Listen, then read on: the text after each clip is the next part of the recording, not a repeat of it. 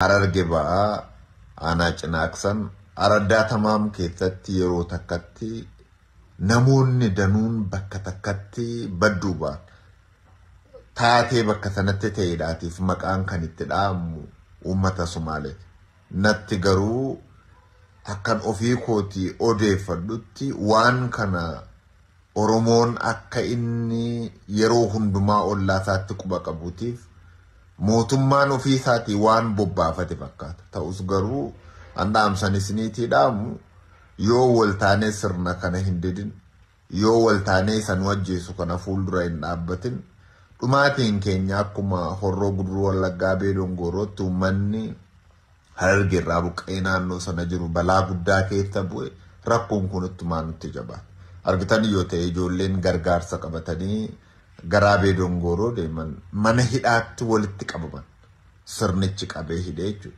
Kanaaf taatee amma ta'aa jiru kanaatiif itti gaafatamaan warra sirna kana geggeessaa jiran. Wal haa taanu yeroo Arsiitti rakkoon uumamu Wallagga yeroo Booranaatti rakkoon uumamu Gujii yeroo Gujiitti rakkoon uumamu Hararge yoo walii keenyaaf Oromoon walii isaatiif yoo hin dhukkubsanne qoba qobaa badduu ba'uuf deemu.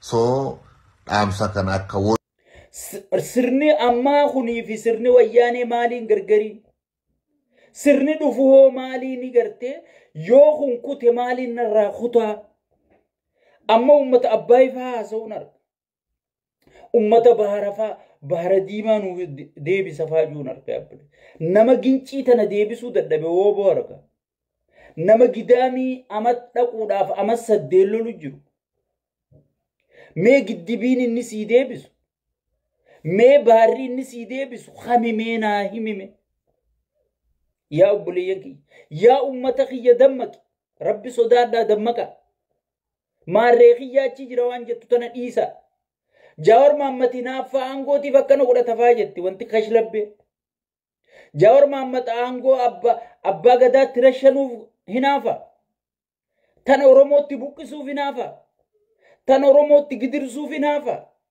mee maaliif hinaafa mee maal harkaa qaba si jeesu jira si buqqisu jira si gale si hidhu jira si gudeechisu jira si qabeenya ati gartee wali qabatte sirraa gubu jira akka anaatu kana godhuu qaba jechuuf hinaafaame mee dhaaphuu iflaali mee ati yaa almaan Oromoo mee namni kun hinaafu jira tanaaf akkana godhata warra ergamtuu maarreetii warra mee ergamtuu miitirqishooti خبيج عربها غرغري أجاور محمد بالبر درويني جتش غرغري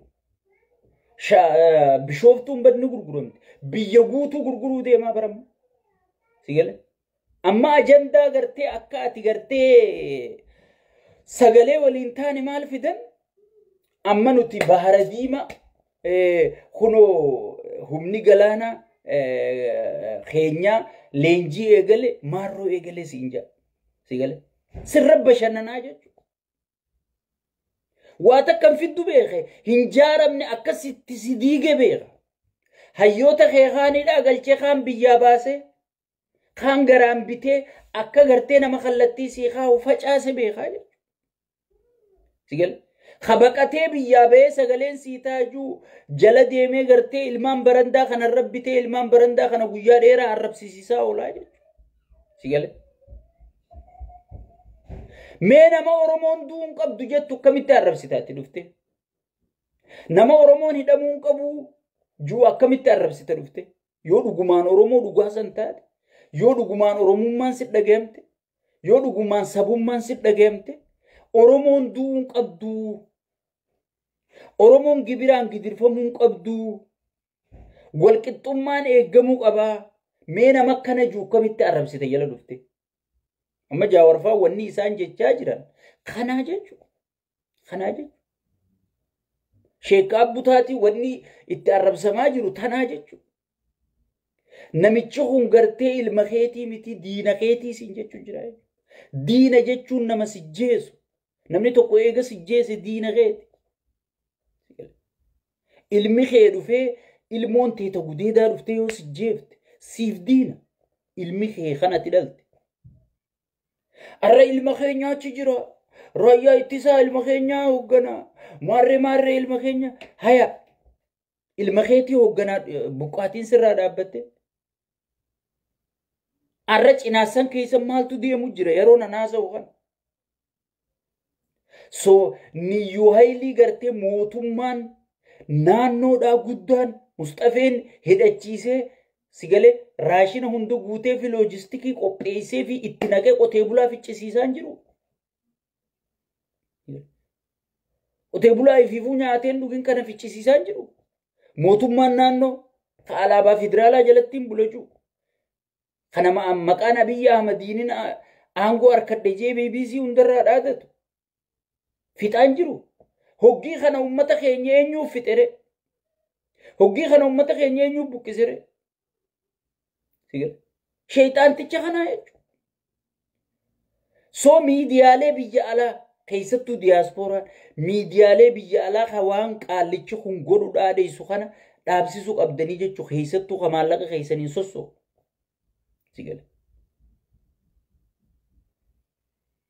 Keessattuu ka maallaqa keessaniin sossoo miidiyaalee biyya alaa kana raqa qaallicha shabbuu miidiyaa ifiinjuu sanii fi qaallicha afaan hidhaa tokko ka kanaadaa kana taa'u suutee maal ka ifiinjuu tokko waan isaan itti jiran akka isaan itti jaawar kana fa'aa dha'u jiran OMN ta'e ifiinjattu tanaa akka isaan itti dha'u jiran BBC'n duraanuu maraattuudha bakka maallaqni kafalameef deemti sun dhimma keenyaa miti amma qaallichi iddoo tana maallaqa akka gaarii kafalee fi akka gaariitti isa dhaadheessu jiranii isaan gaafa maallaqni isaanii gad xiqqaate maas deebi'anii Oromoo fakkaatan dhuufuun namni fayyaa qabu guyyatti yeroo meeqa dhuufa siin jedhan isaan hogii maallaqa fixatan wanni isaan haasawan mootota BBC mudhii gadiiti hagamma namichi maallaqatti kenneen afaarsaa jee kana akka gaarii kijiba isaa kana dhaadheessu jiranii kun Oromoo waa godha abata waa takka nu godha.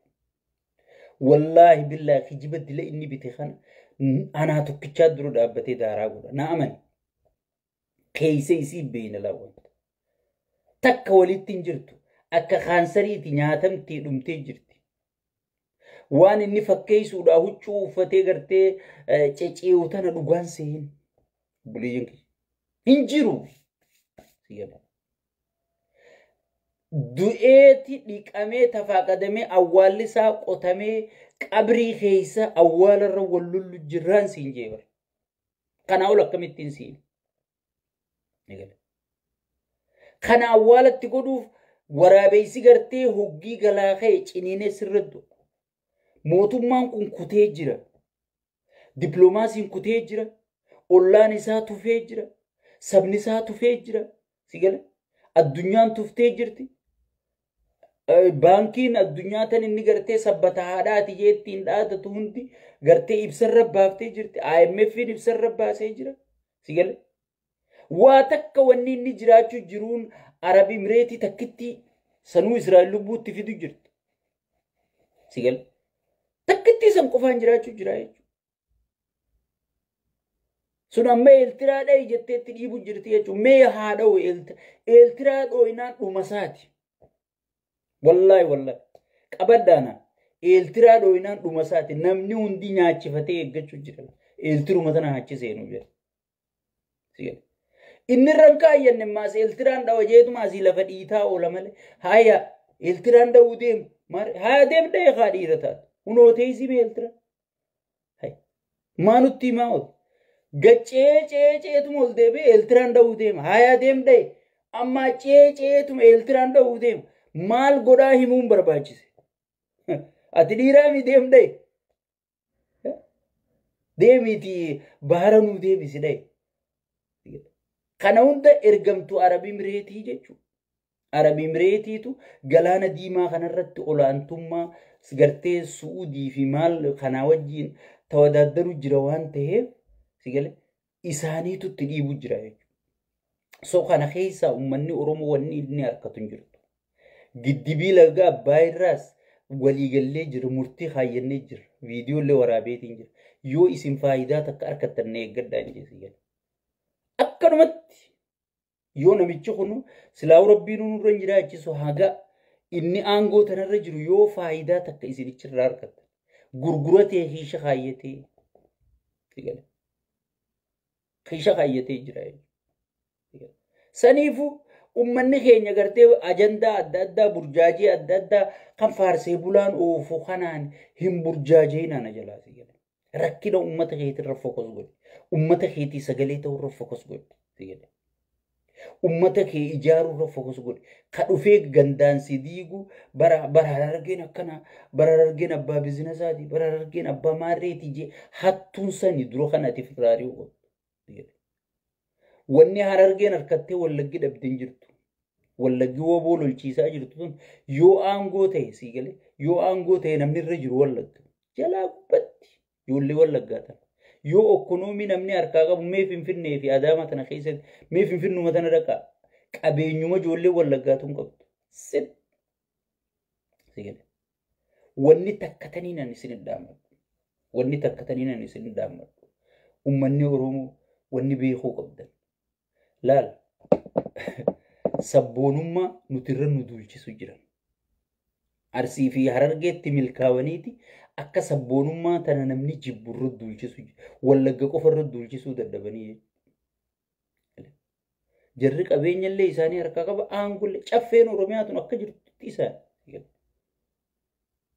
dhugaan siima an sirrittiin beeka paartii eenyu eessa bakka tam jiraan beeka ati dakatana waan namni irraa nyaatee si gaddarbe liqimsuma takkittii tanaaf asii dakatana wal fixxasi warri gartee ati balaaleeffattu kun ichi jiran bakka guuttoo jiran warri kunuu afaanuma qabatee taa'u jira nuti maali liqimsummaa takkittii tanaaf tujaarri keenya kan way abbootiin aangoo teenya kan way beerri keenya aangoo qabu kan barraqsi haa godhu barbeerri jaraa gartee kun profeesara kun maarreedha addunyaa tanarra kun dippiloomaasii yaa'anii si gale tana taasii dachii gurgurtu taasii gartee mana tokko jaarrattee mana tokkichaa kanas himnamu afaaniinus janii ussisiisan tana aangoo qabdi jettee naa soyita si gale ummanni bar maltii miliyeenariidha bar si galee kun gamas baasee kun gamana baasee si gale saniifuu jaarsa dullacha afaan tortora sagalee khayfiin juun amma booda waa barreessitee blookiin si godhe gale waan afaan tortoraa takkanaa tana taarargee diigaa jiru si gale saniifuu ummanni keenya wanniin isin hinjuu wanniin isin kadhadhu wanniin isin dhaammadhu tokkummaa kee jabeessi kan ittiin mo'atte tokkummaa keeti malee kan ittiin injifatte tokkummaa keeti malee gosaan wal ijaarteen injifanne amantii wal ijaarteen injifanne yoo waaqeffataan du'e ortodoksiin iyyiteeti yoo ortodoksiin duute muslimni iyyeeti kan ati injifatte malee yoo gosa tanarra lolee amantii tanarra lolee namni tokko gartee kawalirra lolee injifate hin jiru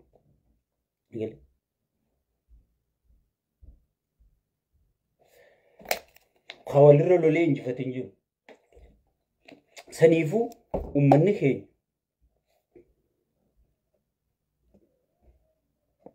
digale midhabbadda jaarsaa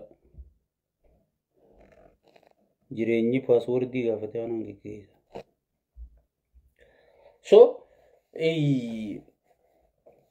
tokkorra lolee wanni inni gartee injifate hin jiru jechuudha wanniin isin kadhadhu wanniin isin waywaadhu wanniin isin ummata kiyyatti gartee yeroo takkarra lama 10 meeqa wanniin ummata kiyya waywaadhu tokkummaa kee jabeessi